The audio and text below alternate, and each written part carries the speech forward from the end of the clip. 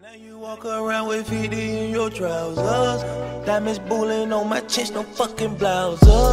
Bitch, I make it rain shower. You dig that? They won't know a thing about you if you seal that. Yo les gars, vous allez bien ou quoi? On se retrouve pour une toute nouvelle vidéo sur GTA V. On va s'intéresser aujourd'hui au sujet, je pense, qui passionne le plus de monde sur GTA V. C'est les ovnis en question.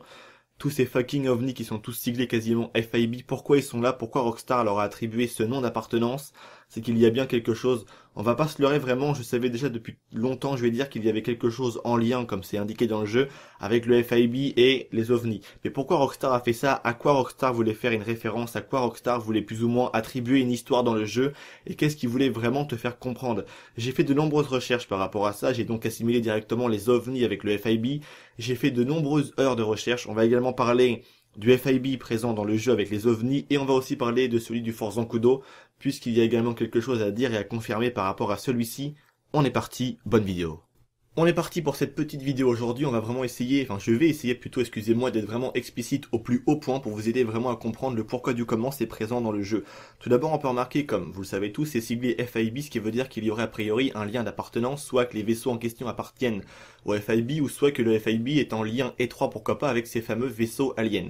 Comme vous le savez tous, dans la vraie vie, il y a de nombreuses histoires qui existent par rapport au FBI et aux ovnis. Beaucoup de rapports, beaucoup de choses ultra intéressantes, on en parlera juste après. Mais dans GTA V, on s'est toujours demandé pourquoi on n'a jamais vraiment eu d'explication concrète par rapport à tout ça. Et ça aurait peut-être dû, selon moi, nous interpeller un petit peu avant, de manière à dire que ce n'était en fait uniquement qu'un simple easter egg par rapport à certaines histoires. Donc je vais commencer par vous en raconter une petite, et après on fera un peu une conclusion par rapport à tout ça. On est parti cette fois-ci. Roswell, la plus grosse affaire d'OVNI connue au monde. Ça fait maintenant près de 70 ans que les gens attendent une réponse par rapport à ce soi-disant OVNI qui serait écrasé dans le désert du Mexique. Ça fait maintenant 70 ans que les gens attendent cette réponse, comme je viens de le dire, et jusqu'alors il n'y a vraiment rien eu de confirmé par rapport à cela. Si ce n'est que un étrange rapport du FIB qui est vraiment intéressant et qui pourrait peut-être confirmer le crash de Roswell en 1947. Voici le fameux mémo et le fameux rapport qui a fait parler beaucoup de monde à l'attention du FBI. Il est donc daté du 22 mars 1950 et était adressé au directeur à l'époque du FIB, Edgar Hoover. Il a été donc ramené et rapporté par Guy Hottel, c'est la personne qui a ramené l'information au président du FBI. Quand je dis Guy Hottel, tout le monde s'en doute, c'est bel et bien son nom de famille, bien évidemment. En fait, ce message et plus ou moins ce rapport, ce mémo a fait vraiment parler beaucoup de monde. Pourquoi ? À l'intérieur de celui-ci, il y a vraiment des informations plutôt intéressantes qui sont donc inscrites. On dit a priori qu'il y aurait 3 secousses volantes qui seraient crashées et qui auraient été récupérées au niveau du Nouveau-Mexique. On dit également que les engins en question mesuraient environ 50 pieds de diamètre, c'est complètement différent, 50 pieds. On dit également qu'à l'intérieur, il y avait 3 humanoïdes, donc 3 petits humains qui mesuraient, on va dire, à peu près 90 cm, mais qui n'avaient pas totalement la forme humaine. Donc il y a beaucoup de choses qui ont été dites par rapport à ça, tout le monde s'en doute. Et en fait, ce rapport a été publié à l'époque et a été rendu public par le FBI dans la fin des années 1970.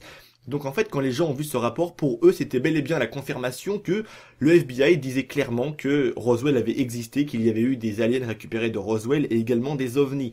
Sauf que comme le FBI l'a dit, et je pense que selon moi je suis un peu d'accord avec le FBI, encore une fois de plus, les médias ont été un peu trop vite en besogne, automatiquement en disant que voilà, en faisant partager une information vraiment, mais vraiment à beaucoup de monde, et comme vous le savez, les médias ont vraiment un pouvoir, c'est de faire vraiment croire à qui le veut, vraiment n'importe quoi, c'est un truc de ouf. Donc du coup, le média est parti avec directement en tête en disant que le FBI avait dit, par rapport à ce rapport en le mettant officiel, que Roswell était bel et bien vrai. Mais comme l'a dit le FBI quelques temps après, ça ne veut rien dire du tout. Pourquoi ? Roswell s'est donc déroulé en 1947, le fameux crash de Roswell a eu lieu en 1947. Ce rapport est daté du 22 mars 1950, soit 3 ans après Roswell. Et comme le dit clairement le FBI, ça ne veut rien dire en fait. Le fait que ce rapport ait bel et bien eu lieu 3 ans après Roswell, ça ne veut clairement rien dire par rapport à ça, et que ça serait plus ou moins un rapport qui aurait été fait par une tierce personne, plus ou moins en fait une audition d'une tierce personne, et que le FBI effectivement quelques années après Roswell aurait donc engagé avec l'accord de l'US Air Force des agents pour plus ou moins surveiller un peu toutes les histoires d'OVNI, mais ils l'ont arrêté quelques années après. Et le FBI dit bien que le fait qu'ils aient arrêté quelques années après le crash de Roswell tous les trucs en lien avec les OVNI, selon eux ça ne veut bien dire qu'ils n'y accordaient pas vraiment beaucoup d'importance. Et c'est un peu ce que l'on retrouve dans GTA V. Voici selon moi ce que l'on retrouve exactement dans GTA V, c'est exactement la même chose. Pourquoi on est devant un fait accompli où a priori les engins sont tous siglés FIB comme vous le savez tous dans le jeu. Reste à savoir vraiment ce que Rockstar a voulu vraiment représenter dans le jeu.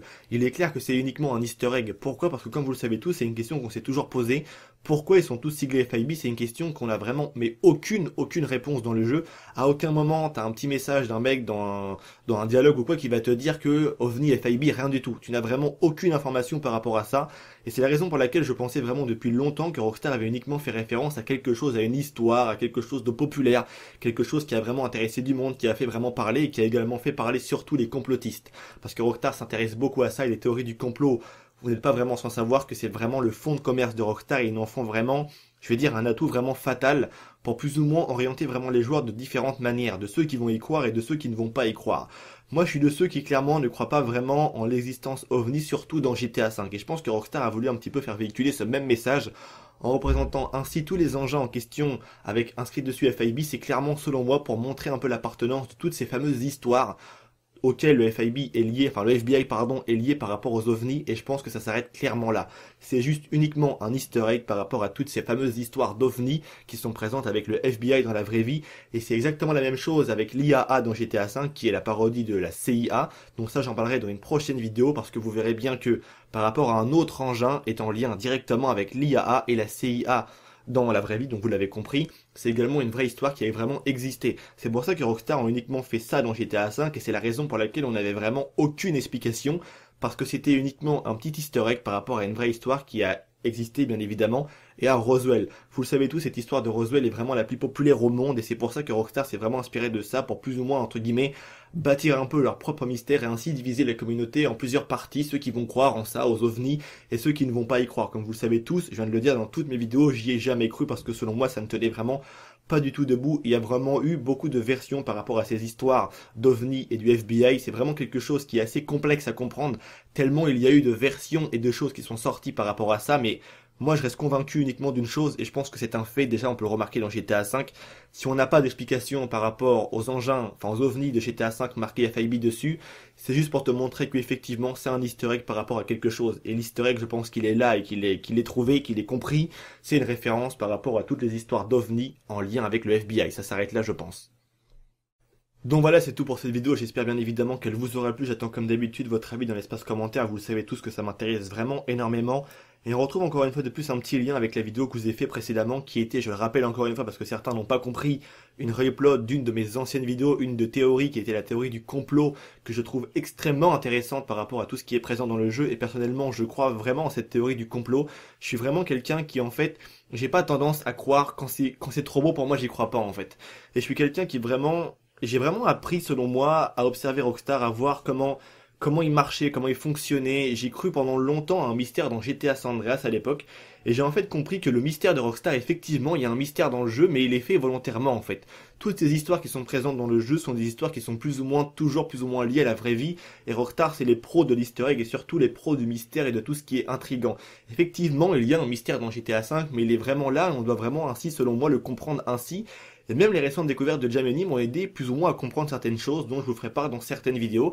Mais effectivement, contrairement à ce que vous pouvez comprendre, Jameni a bel et bien résolu quelque chose effectivement. Et selon moi, ça va vraiment nous aider à comprendre encore certaines choses dans le jeu qu'on n'a pas encore compris. Et même certaines choses que, comme je viens de le dire, Jam a découvert, ça m'a fait comprendre des choses et j'ai un petit peu compris le message secondaire de tout ça et ce que vraiment ça voulait dire au final. Et je m'étais jamais vraiment rendu compte de cela et je m'en suis rendu compte récemment. Et je vous en ferai part par rapport également à un truc dans le jeu. Vous allez voir que c'est également une référence par rapport à une théorie de...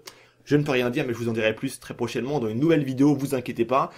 Donc voilà, c'est tout pour cette vidéo, j'espère vraiment qu'elle vous aura plu, je le répète encore une fois, votre avis dans l'espace commentaire, c'est vraiment super important, et surtout hein, les gars, il y a un truc qui m'a saoulé dans la dernière vidéo, c'est que j'ai vu vraiment certains mecs vraiment odieux, avec des commentaires vraiment irrespectueux à l'égard de, peut-être pas forcément moi, mais même d'autres personnes, ça se répondait, alors que t'as un mec qui répondait gentiment, l'autre il pétait un câble.